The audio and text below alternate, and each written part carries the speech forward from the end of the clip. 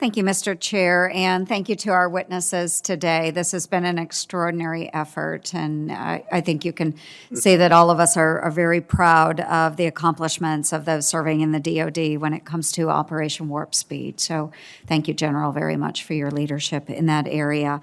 It really has been quite a success, and we've been able to provide an effective vaccine now to the American people in less than a year, and all Iowans are very thankful for that. And just to go over some of the things that the Department of Defense has done and undertaken since the beginning of this pandemic, a range of actions to support the defense industrial base, which includes establishing a joint acquisition task force to prioritize and increase production capacity of needed medical resources, investing in industrial base expansion, executing the CARES Act and Defense Production Act Title III, supplemental funding, and accelerating progress payments to contractors, and we could go on and on and on. Just an extraordinary effort across the board. Another part of this, the players that I like to recognize all the time are our wonderful National Guardsmen that are out there participating in efforts to support our communities. So we have over 28,000 National Guardsmen that have been activated or mobilized. They're out there in support of FEMA and other various partners across 46 of our states and 3 territories. And so what they're doing, they're supporting the vaccination missions and other medical support missions. So, Mr. Salesses, at what point does the National Guard and the Defense Department complete this mission and then pass the operation over to civil authorities?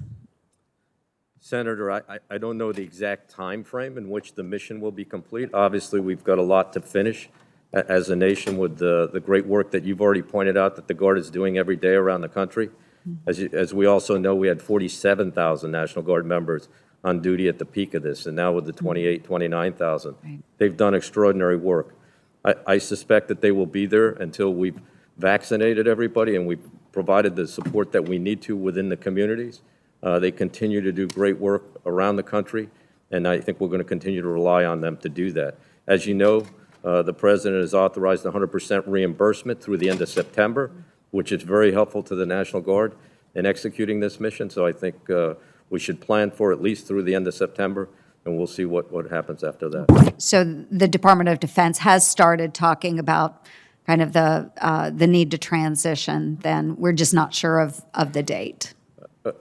Again, Senator, it'll be up to what the governors need, really, with the National Guard. So I would look to the governors in each of the states and how they want to continue to use the National Guard in that effort and what additional federal requirements or federal assistance may be needed.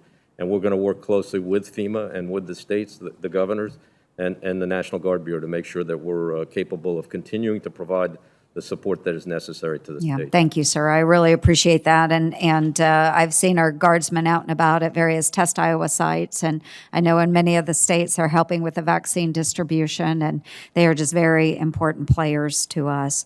The initial vaccine from Pfizer received an emergency use authorization on December 11th, 2020, after a determination was made that it was effective at preventing COVID-19. And again, this was the most efficient and fastest vaccine approval in the history of the United States. And again, such incredible work. With the vaccinations that have been approved, of course, there has been a number of confusing statements and issues with the vaccine distribution when it comes to what is considered a fair allocation. So I know in the state of Iowa, we've had issues understanding that formula. Senator Grassley and I had sent a letter not long ago asking for clarity on what formula was being used to determine what allocation our states were receiving. So, General Perna, if you could shed some light on that and maybe explain what formula is being utilized so that we know that every state is receiving, quote, a fair allocation of the vaccines. Senator, it is an algorithm. It is based on population, fair and equitable to all.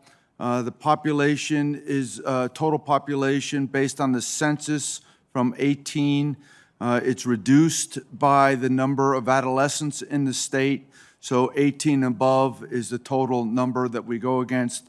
And then the percentage of that population to the percentage of available vaccine being distributed that week is the algorithm that runs. It is Very good. strictly a mathematical problem. Okay, so just to make it clear for everyone, it is based on that algorithm.